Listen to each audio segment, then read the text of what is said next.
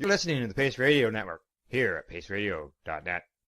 The views expressed by the individuals during this broadcast are their own opinions, and they may not be the same as those of their group or other organizations they may be involved with.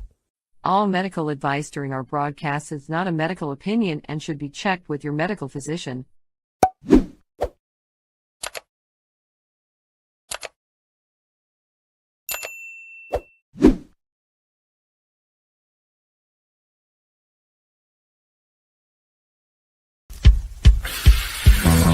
Oh yeah, baby, that's lovely.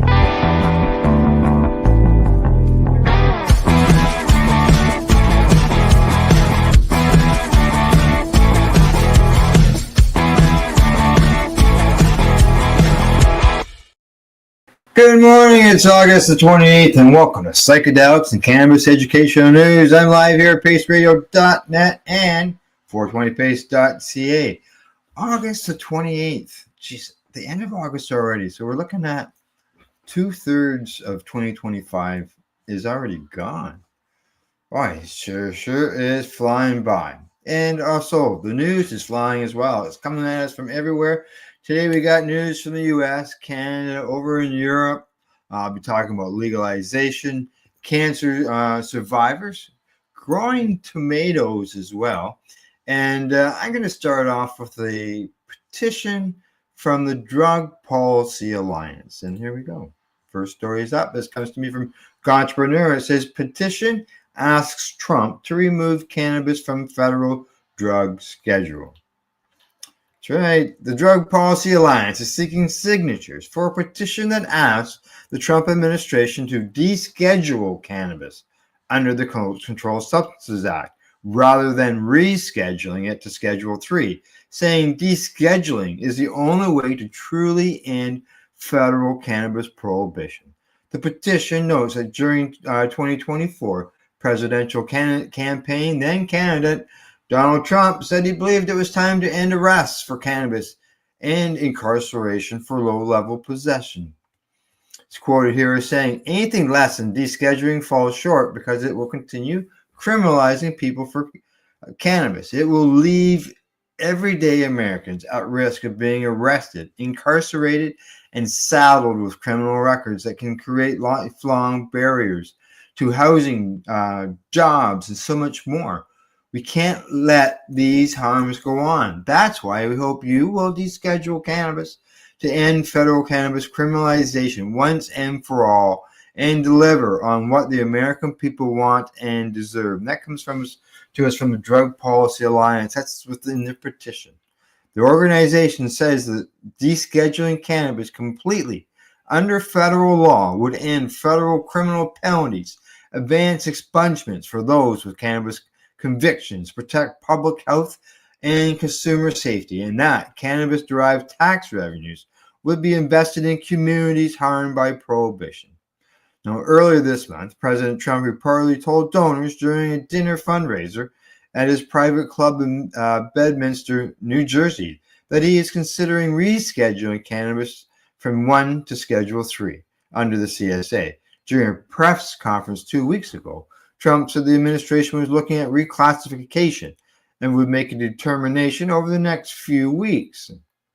A plan to reschedule cannabis under the CSA was first pitched by former President Joe Biden and last May, but stalled in January when the DEA law judge John Mulroney, who was presiding over the hearings, decided to let the incoming Trump administration choose whether to reinitiate the process. Mulroney recently retired, leaving the issue solely with DEA Administrator Terrence. So that's where it sits, is with Terrence Cole right now. So, as Terrence Cole said during his confirmation, he was going to make it a priority number one, but unfortunately, it looks like that has not happened. All right, going to move on to the next story. This one comes to me from, I believe it's Entrepreneur, but I could be wrong. Cannabis Business Times. Headline on it says, 32 attorneys general tell Congress to pass safer banking for cannabis. Top law officers from both blue and red states are calling on congressional leaders in the U.S. House and Senate to take up legislation to provide safe harbor to financial institutions wishing to serve the cannabis industry. The bipartisan group of attorneys general from 28 states, that's Washington, D.C., and 3 territories, sent a letter August the 28th expressing their support for secure and fair enforcement regulations, the Safer Banking Act. The letter was delivered to Senate Majority Leader John Thune, House Speaker Mike Johnson, and their Minority Leader counterparts, as well as the chairs and ranking members of the Senate Banking Committee and House Financial Services Committee. They say in their letter from the Attorneys General, we are a bipartisan group of state and territory generals, attorneys general who, like you, have a strong interest in protecting physical and economic well-being of our constituents while enabling economic growth and stability in our respective states. We therefore urge Congress to advance the legislation which will increase access to regulated banking and financial services for state and regulated cannabis businesses in jurisdictions that have legalized these businesses. The letter was spearheaded by the District of Columbia Attorney General Brian Schwab, Georgina Attorney General Christopher Carr, Maryland Attorney General Anthony Brown, and Ohio Attorney General Dave Yost. It also includes signers from the following states and territories: Arizona, California, Colorado, Connecticut, Delaware, Hawaii, Illinois, Maine, Massachusetts, Michigan, Minnesota, Nevada, New Jersey, New Mexico, New York, Oklahoma, Oregon, Pennsylvania, Rhode Island, South Dakota, Utah, Vermont, Washington, West Virginia, American Samoa, Northern Mariana Islands, and U.S. Virgin Islands. Now, according to the letter, it goes on to say it is increasingly critical to move cannabis commerce into the regulated banking system. And it goes on also to say that nationwide regulated cannabis businesses provide approximately 425,000 jobs in 2024. These businesses have a sizable economic impact, which is only expected to grow. Industry experts project that the combined U.S. annual sales of regulated cannabis could reach $34 billion by the end of 2025. Now, absent from the federal legislation, there is a conflict between state-sanctioned cannabis programs and federal banking laws that make the cannabis industry too risky for many banks, especially big banks, to serve. Specifically, federal anti-money laundering laws prohibit depository institutions from handling money that comes directly from cannabis activities, such as cannabis sales. While most banks are state chartered, every federally insured bank has a primary federal regulator, according to a January 2025 report from the Congressional Research Service. It goes on to say that generally these regulators expect banks to avoid banking with clients that violate federal law. One example is cannabis businesses. Cannabis is legal in several states, but is banned at the federal level. Thus, a bank chartered in a cannabis legal state may be in a position to provide banking services to a company operating legally under state law, but it could potentially violate federal law. Thus, banks may choose not to bank with companies and industries that are legal only at the state level due to potential bank exposure to legal risks. There you go. U.S. lawmakers attempted to provide legislative fix last Congress, but when the Democratic-controlled Senate Banking Committee under former Senator Sherrod Brown passed the Safer Banking Act in a 14-9 vote in September of 2023. However, former Majority Leader Chuck Schumer failed to call the legislation to a floor vote for 15 months. Despite promising to do so, despite having at least 59 U.S. senators in likely support of the legislation. Now under Republican control, neither chamber has introduced the Safer Banking Act or similar legislation this Congress. Specifically, Senator Tom Scott, a cannabis banking reform foe, now chairs the Senate Banking Committee. Majority Leader Thune also opposes the reform proposal. Gee, that doesn't sound good then, does it?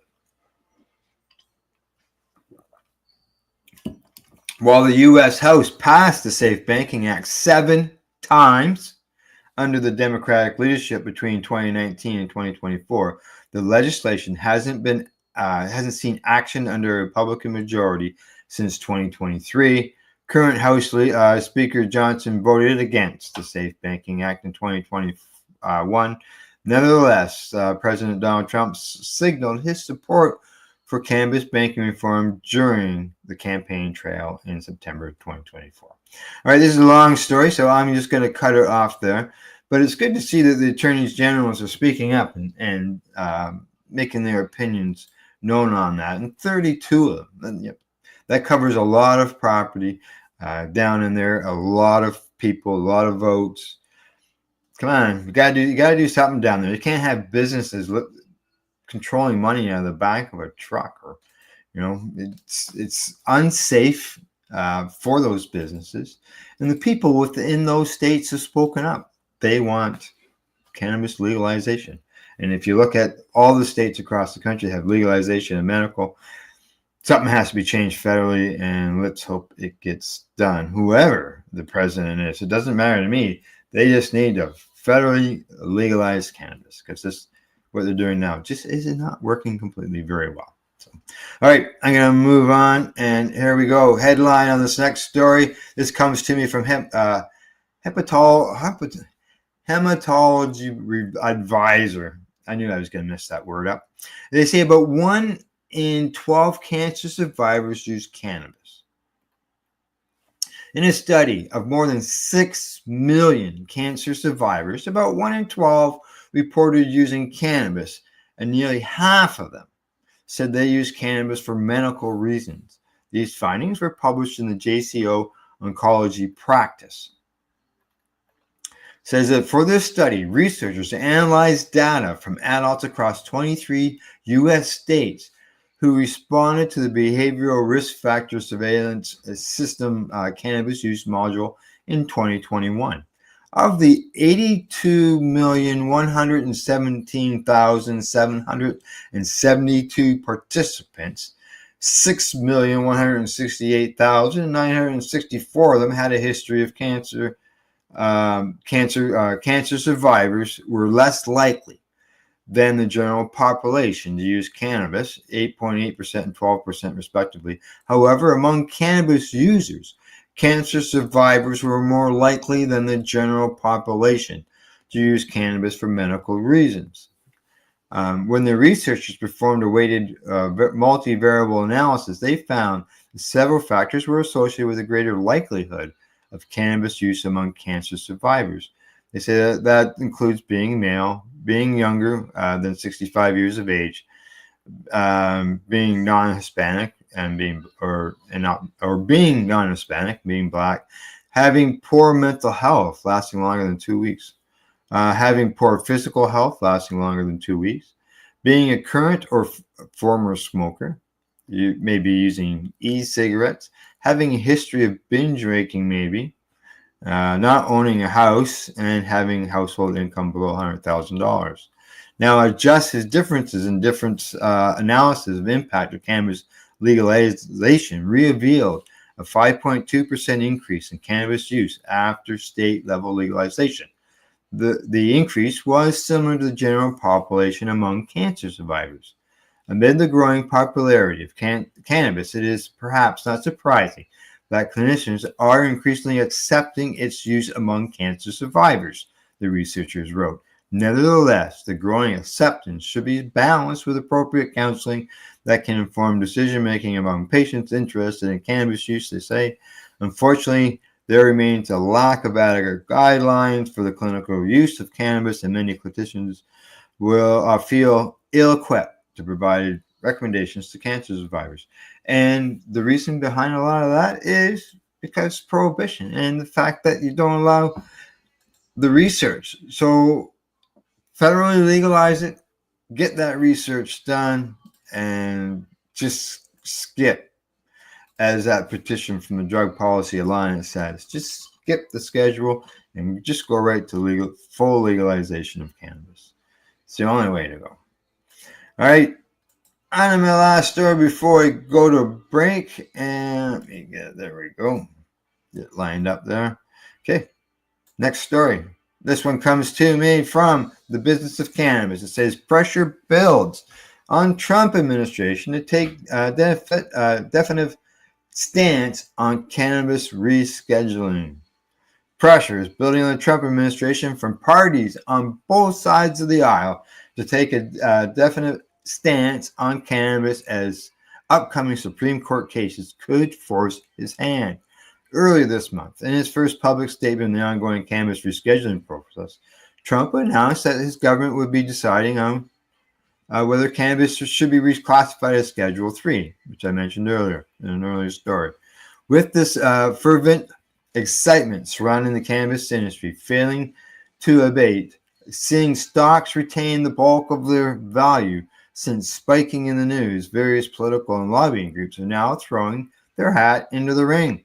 On the pro-cannabis side, the leading drug policy, the group Drug Policy Alliance, has launched a new campaign urging the president to go beyond rescheduling, which I reviewed in my first story. If you missed that, when I'm done, go back and catch the beginning of the show, and you'll be able to hear it. They have now launched a petition for equity-focused reform, including the expungement of past convictions, reinvestment in communities, and stating clearly that rescheduling would continue to criminalize citizens and that anything less than descheduling falls short. Meanwhile, the hardline anti-drug groups' smart approaches to marijuana, SAM, alongside a coalition of law enforcement and religious groups, also announced efforts to sway the administration in the opposite direction and keep cannabis in Schedule I. In a letter signed by the organizations, including the Drug Enforcement Association of Federal Narcotics Agents, yes, that's what it said. These people signed this. The Drug Enforcement Association of Federal Narcotics Agents, the Federal Research Council, and the National Narcotic Officers Association Coalition. The groups warn that rescheduling would provide a $2 billion tax break to dispensaries and illicit operators, undermine workplace drug testing, and send the wrong message to youth. The groups also rejected the conclusion of the Department of Health and Human Services review under the Biden administration, which found that cannabis has accepted medical uses and should be moved to Schedule III. So these people are saying there's no medical use to cannabis, yet all this research that we can report on constantly, and there's no medical use? Come on. It comes as two separate U.S. Supreme Court cases, cannabis cases, each holding the potential to reshape cannabis law edge closer to being heard. The first case, U.S. versus Hemingway, concerns whether federal law prohibiting anyone who uses controlled substances from possessing a firearm applies to cannabis consumers. I believe that has been ruled on, and patients can have access to their guns, but I'm sure that fight's not over yet. A lower court ruled that the statute could not be used to prosecute a Texas man who was a regular cannabis user but not intoxicated at the time the FBI agents found a firearm in his home. There you go.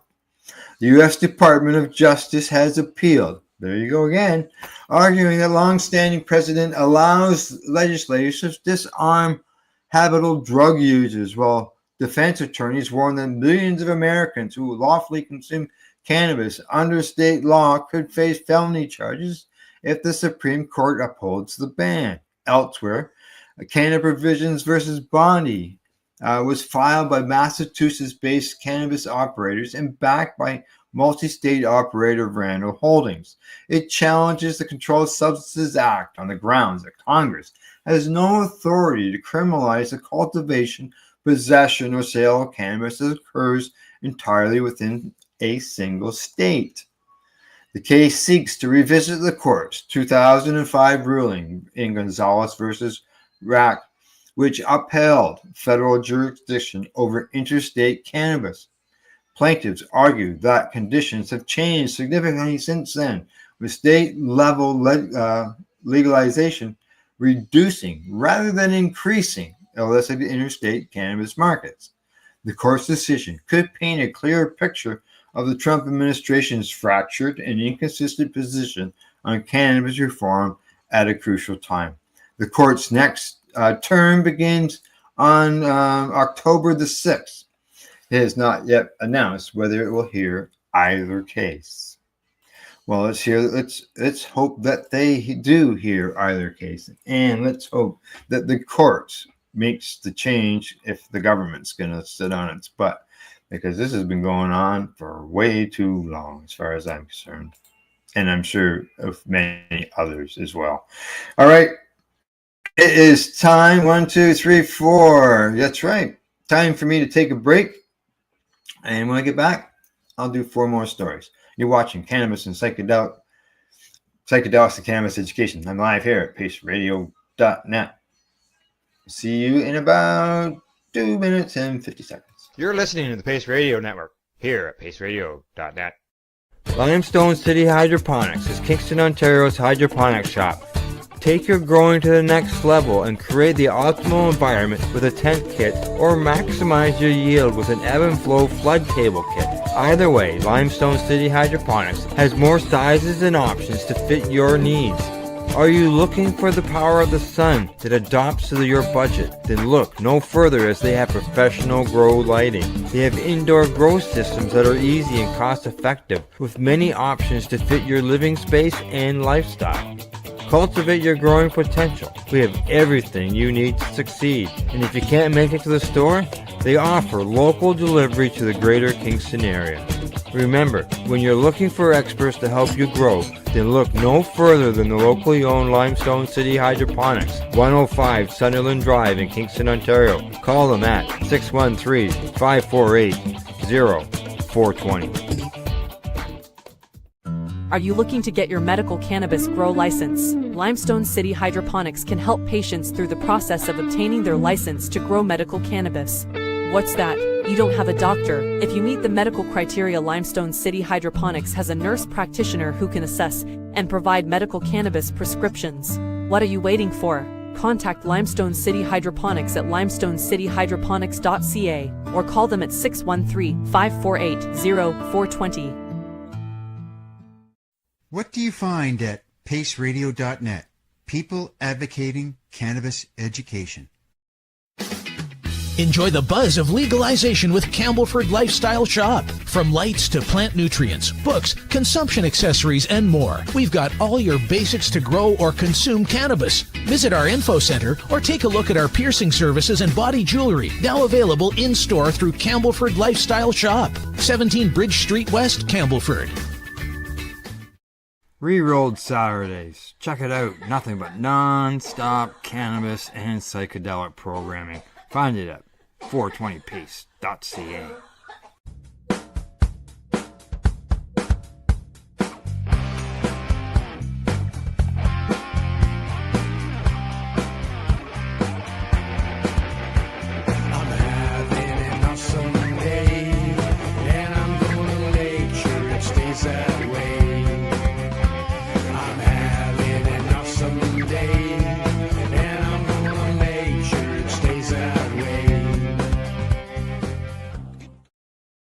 You're listening to the Pace Radio Network here at paceradio.net. Hey, welcome back. I got 4 more stories to bring you. We're going to be talking about tomatoes. We're going to be talking about hemp flower, as well as some cannabis that's being shipped from Canada over to Europe. And we'll just get started right here with the tomato growers. That's right. It says on the headline from Leafly, cannabis cultivation inspires people to grow tomatoes and other crops at home. 2/3 of home growers say cultivating cannabis inspired them to start producing other fruits and vegetables, according to the results of a survey. The poll of 1,327 home cannabis cultivators across the U.S. in both legal and non-legal states found that 66% of Green Fingers growers went on to plant tomatoes after cultivating cannabis. Respondents also reported growing other crops at home. After tomatoes, the most popular crop was basil, strawberries, chili peppers, cucumbers, and lettuce. Some respondents even reported growing giant pumpkins after developing an affinity to growing thanks to their homegrown weed. The findings of the poll suggest cannabis is a gateway crop, according to the company that conducted the survey.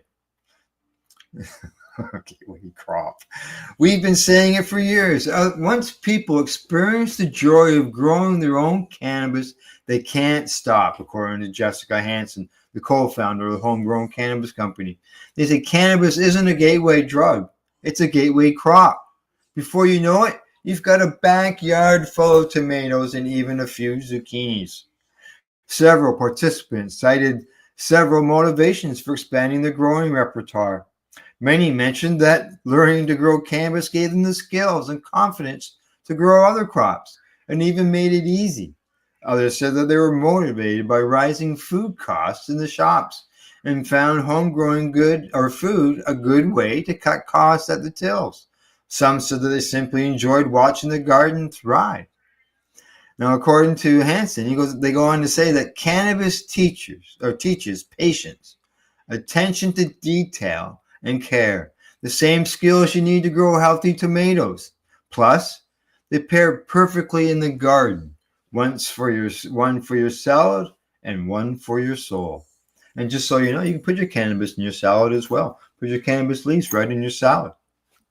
It's got very good nutrition for it, and as Dr. William Courtney says, it's part of our dietary regime that we should be taking. Now, the poll also found that millennials, those born between 1981 and 96, were much more likely to start growing cannabis before moving on to tomatoes and other crops compared to baby boomers, those born in the years following World War II. 62% of millennials said that they grew cannabis first, compared to 29% of the boomers. This signifies a marked difference between generations in attitudes to growing food at home, and also shows how the cultivation of cannabis can change these attitudes. Yeah, I have to agree. I know that once I started growing cannabis, I started doing some gardening as well as my wife, and outside. And just so you know, there's no reason why you can't grow, for those grow your cannabis indoor, there's no reason why you can't grow some crops indoors as well throughout the year. That way you get something fresh all the time. So, alrighty, moving on to my next story. This one, I gotta click on the right button there, folks. Don't want to hit the wrong one. Okay, this one comes to me from Mugglehead Magazine, and the headline on it says, pharma giant At-Eze to spend over $1 billion US on a Gilmisha led psychedelic. I'm sorry, I can't pronounce those words, but that's what happens. Biotech major At-Eze Inc. just proved that it is willing to spend mountain of cash to capitalize on the emerging market for psychedelic drugs. The pharma operator announced Monday that it is acquiring Gilgamesh Pharmaceuticals, lead drug candidate Britishon.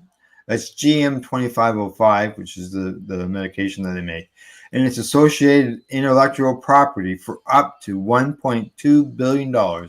It will include an unspecified upfront payment and development milestones. This new development and definitive agreement builds on a coalition established between the companies last year's to jointly develop treatments for psychiatric conditions. The investigational therapeutic is what's known as 5-HT HT2A receptor agonist and is used to treat major depressive disorders. It is administered via intravenous infusion with effects lasting for approximately 2 hours. It has been described as robust but brief. Now, one dose, 14 days later, depression scores cut in half, commented Bill Gadlis, founding partner at the marketing agency Image Health, in a very popular social media post. Fast in, fast out, no 8-hour trip. Clean safety, no serious side effects, he added. Now, AbbVie didn't write that billion-dollar check for fun. They see what's coming. The next wave of psychiatry isn't SSRIs or talk therapy alone. It's a short-acting psychedelics built for real life. Now, the drug or medicine was able to achieve a 94% remission rate after 29 days in recent phase 2 clinical study on 40 patients with MDD. This significant achievement was complemented by minimal side effects and reports of sustained efficacy 74 days later. Now, according to capital markets analyst Evan Siegerman, says that large pharma has been less active exploring psychedelic compounds due to potential regulatory concerns, making today's deal more significant. As a result of the transaction, Gilgamesh will be splitting out what remains of its company into a newly entity known as Gilgamesh Pharma Inc.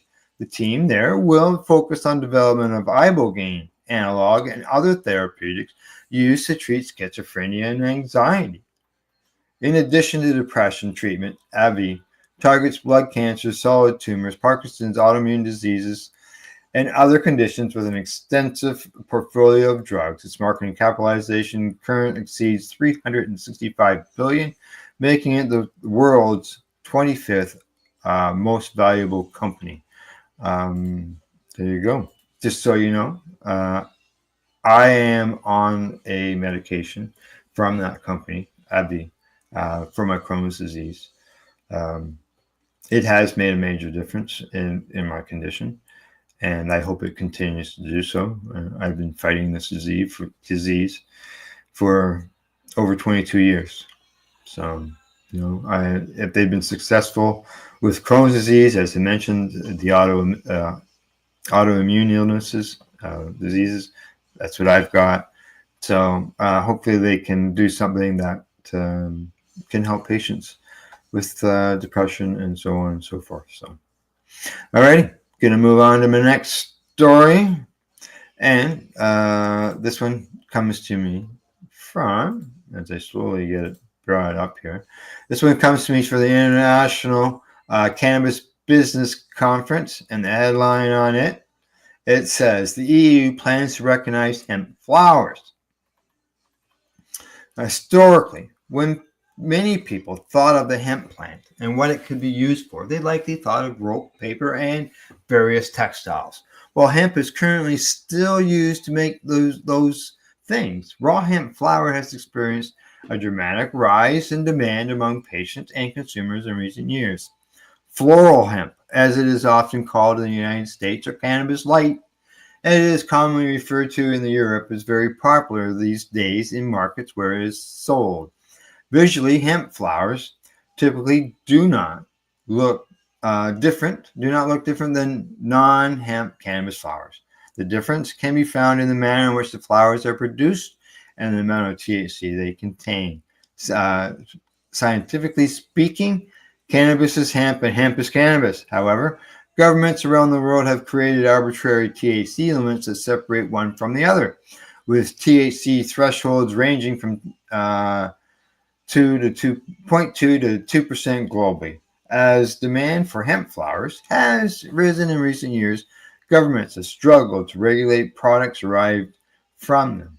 This has, in turn, created a lot of headaches for entrepreneurs and investors trying to navigate the shifting hemp flowers sector landscape. Thankfully, for the hemp flowers sector in parts of Europe, the European Union Commission is reportedly set to recognize hemp flowers as an agricultural product starting in 2027.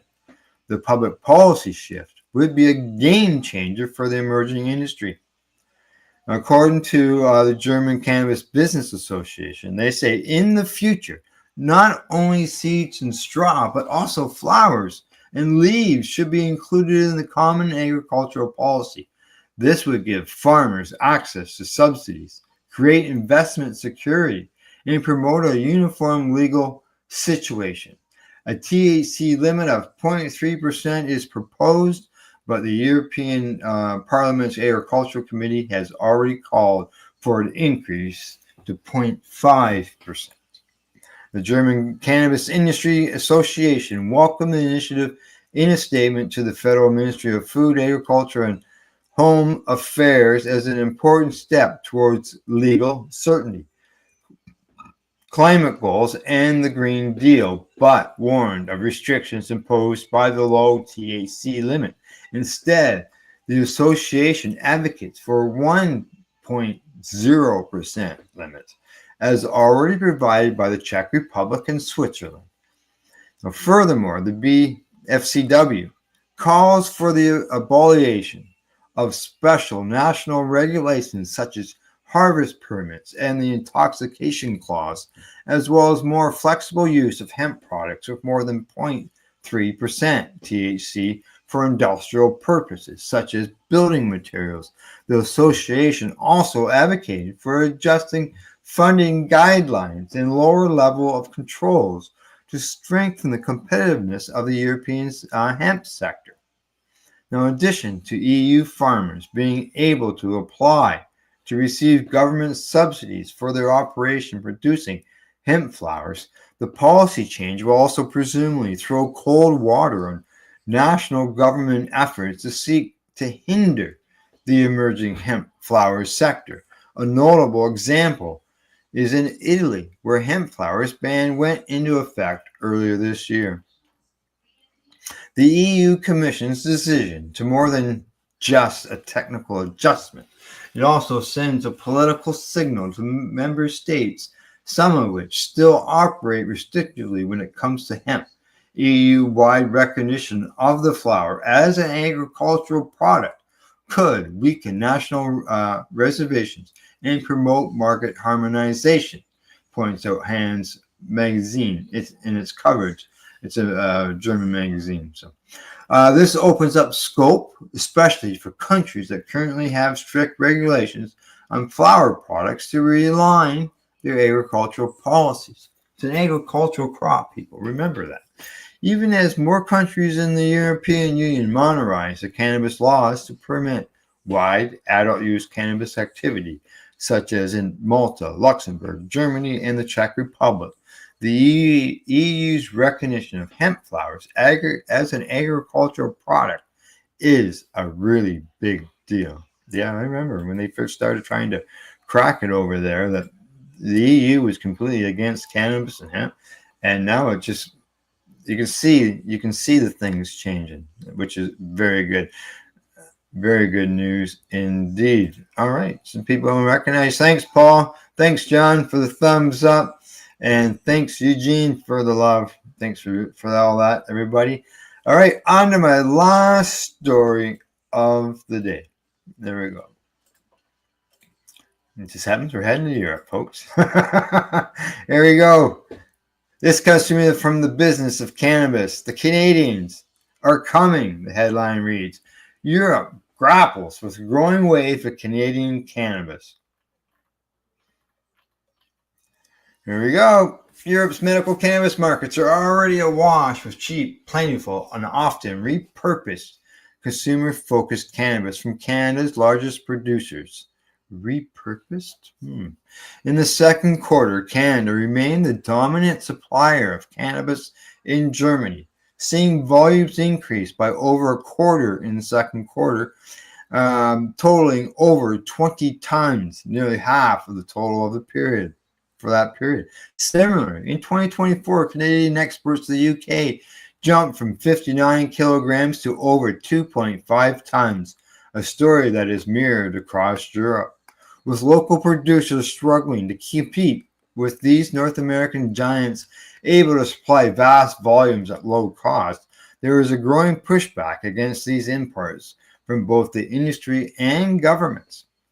In markets like Israel and Australia, talk of imposing a tariff on Canadian cannabis continues to grow, while markets less bothered by the influx of cheap imports like Germany are now facing dramatic oversupply. The European medical market has long been a way for these licensed producers to supplement their incomes, offering much higher margins than the highly competitive, saturated, and highly taxed domestic market.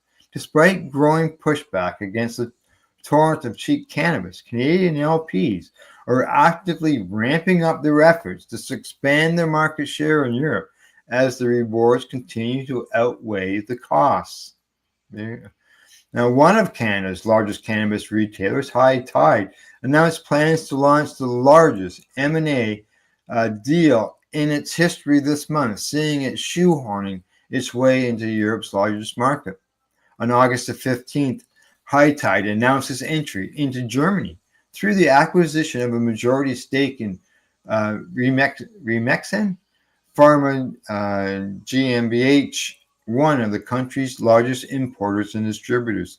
Aside from making one of the largest cannabis M&As of 2025 so far, several analysts have suggested that this could be the first domino of Germany's long-touted market consolidation.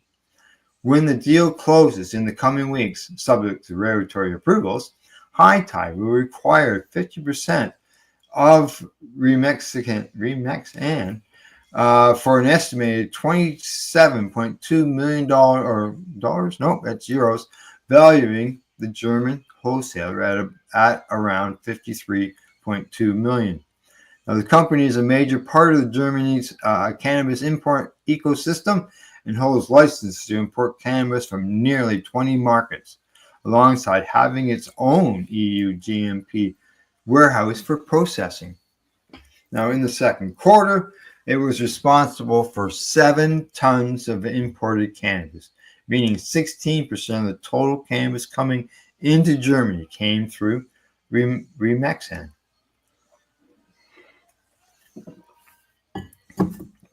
Over the 6 months in March of 2025, Remexan reported revenues of 70 million euros, and in revenue and in 15 million in adjusted EBITDA in 6 months. Now, by extension, this now gives the Canadian discounter an immediate and significant foothold in the German market, with the CEO Rav Grover has suggested could provide a springboard to enter additional markets. High Tide projects the deal will add roughly $100 million in top-line annual revenues. In preliminary guidance of third quarter release last week ahead of its full earnings release next month, the company says it's expecting record revenues and continuous growth. They are a retail store. Who would have thought a retail store in Canada would get to this point? You just never know. So, all right, I see I got a couple messages. One from Paul. He's peace to you as well, Paul. And to Buddy Weeds, very welcome. He says, thank you for sharing, Al. Have a great day, everyone. I will, and I'm sure everybody will have as well. But yeah, other than that, that's it. I've got all 8 stories covered. Thanks for tuning in, everybody.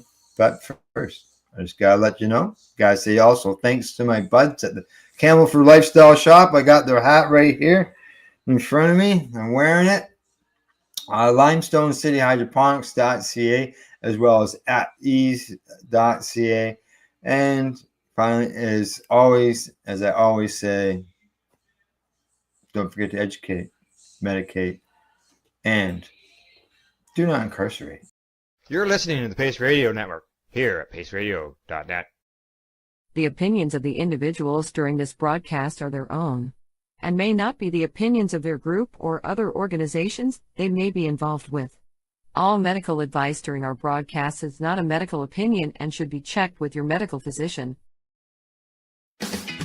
Enjoy the buzz of legalization with Campbellford Lifestyle Shop. From lights to plant nutrients, books, consumption accessories, and more, we've got all your basics to grow or consume cannabis. Visit our info center or take a look at our piercing services and body jewelry, now available in-store through Campbellford Lifestyle Shop, 17 Bridge Street West, Campbellford. Limestone City Hydroponics is Kingston, Ontario's hydroponics shop. Take your growing to the next level and create the optimal environment with a tent kit or maximize your yield with an ebb and flow flood table kit. Either way, Limestone City Hydroponics has more sizes and options to fit your needs. Are you looking for the power of the sun that adapts to your budget? Then look no further, as they have professional grow lighting. They have indoor grow systems that are easy and cost effective with many options to fit your living space and lifestyle. Cultivate your growing potential. We have everything you need to succeed. And if you can't make it to the store, they offer local delivery to the greater Kingston area.